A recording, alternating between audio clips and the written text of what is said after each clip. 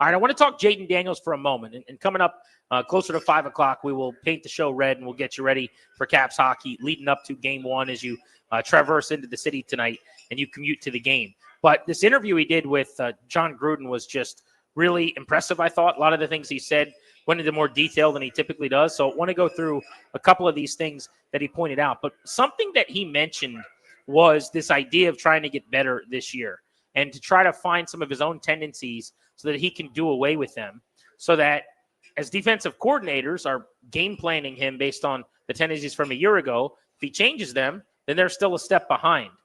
This was him talking about getting better in year two. I just think as a competitor, you're always trying to find little ways to get better.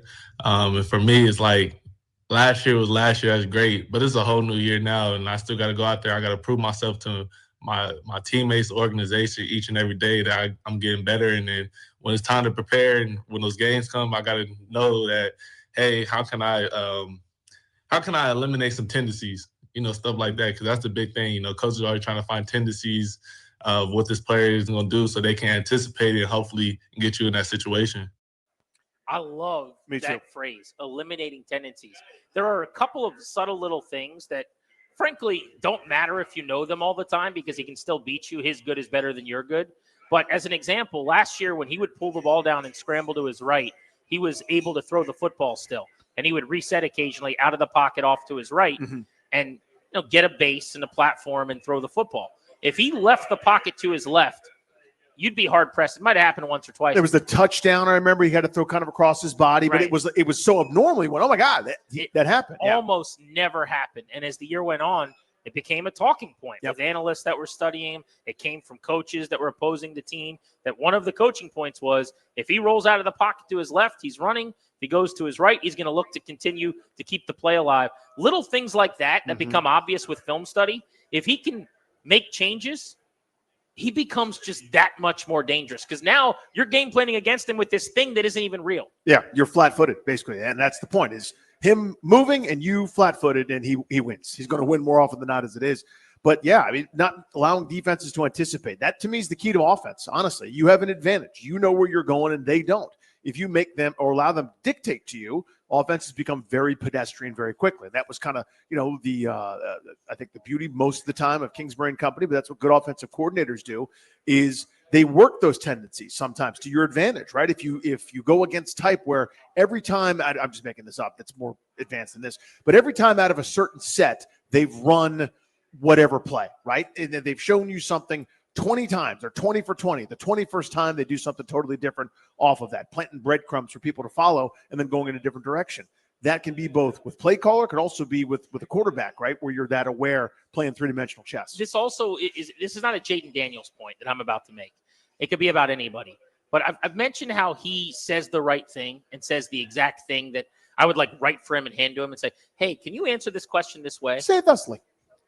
If, in fact, he's practicing what he preaches and it's all gospel, and I believe it to be, there's no reason why we wouldn't assume that. Just look at how last year went and how good he was as a rookie.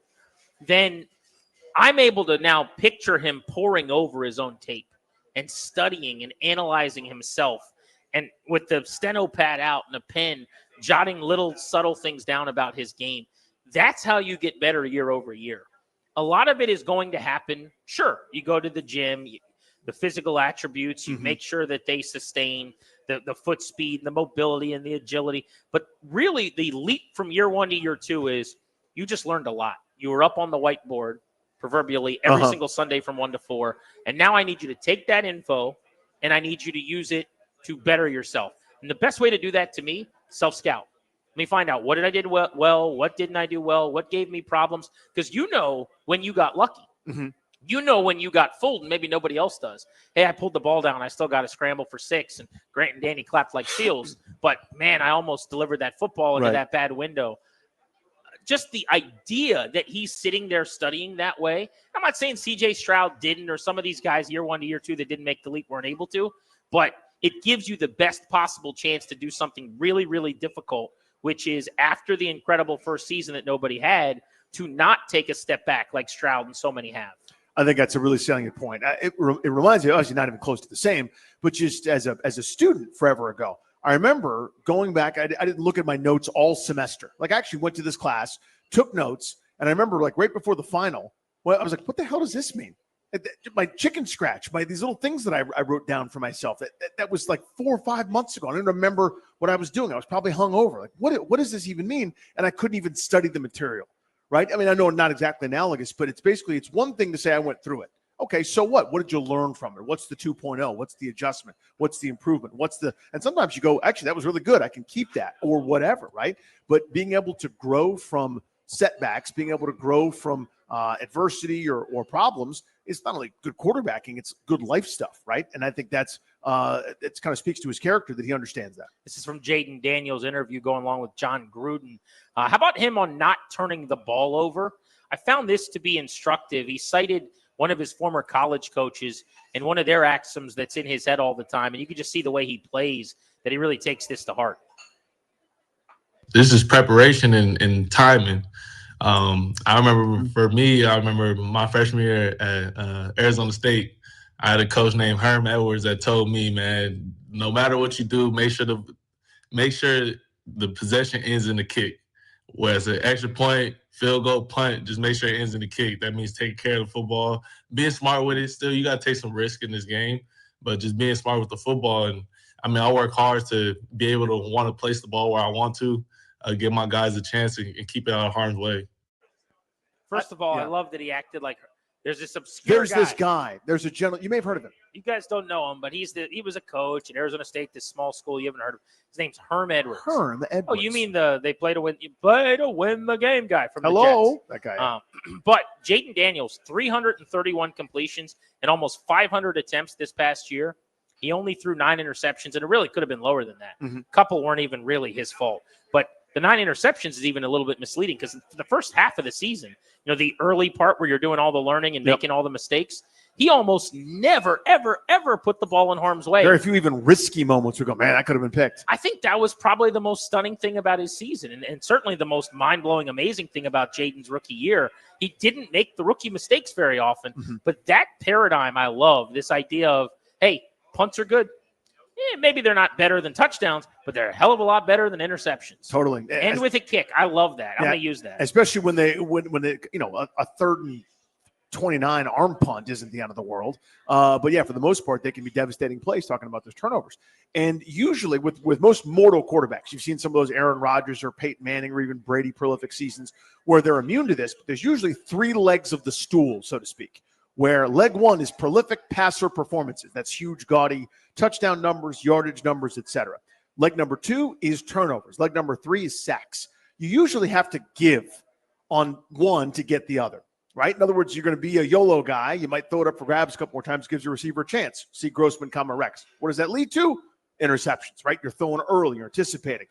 Or you're going to hold it for a long time. Might lead to more guys breaking open, maybe more prolific passing numbers. But again, you get sacked a bunch. Every once in a while, you get someone that's just playing it perfect that year and everything's humming. You get great numbers in all of them. But what we saw early on, honestly, was Griffin-esque. If you remember in 2012, not as many ball at risk kind of things. Like, let's be safe and let's be cautious, and your talent's going to shine through. But now as you kind of grow with this thing and get used to it, kind of the previous point we were just making, he gets more and more comfortable. You can throw with anticipation. You can let that go a hair early, knowing that your guy's going to be there. That trust and identifying the various trends and things the defense is trying to do. Here's another answer that is straight out of written for him. Basically, it's just like he gets it, man. And I don't get the sense that this is just a guy saying what people want to hear. I think he's just that likable and decent and awesome as a young kid. But the question was about year over year, essentially, like now that you have more weapons, now that Deebo Samuel's here, what are you going to do if they keep loading you up with pieces, if they get another 2 weapons in the draft when everybody wants the football? You've got McLaurin, you've got Deebo, you're trying to develop Luke McCaffrey, Austin Eckler out of the backfield, and Ertz, and Ben Sinnott's got to come on. They're all going to come to you and say they want their touches. I just thought this was a veteran answer from a young quarterback. This was a Kirk Cousins-esque answer. He used to say this on our show all the time. Hey, I don't dictate where the ball going. So that's what I tell him every time. Like, you're going to get the ball. I'm going to make sure you get the football. But, I don't dictate. The defense want to take away you, and that means somebody else is open. So at the end of the day, I know everybody wants to make an impact on the game, but, you know, at the end of the day, a common goal, we want to win. I want to do whatever it takes to win. Of Terry coming to the quarterback, like, I need the ball. And he's like, I don't determine where the ball goes. The guy that throws it, right? There's a guy with a headset just over there. Handsome, good head of hair, deep voice. He's like, I'm reading it out. Yeah. If the coverage dictates you get the ball, you will get the ball.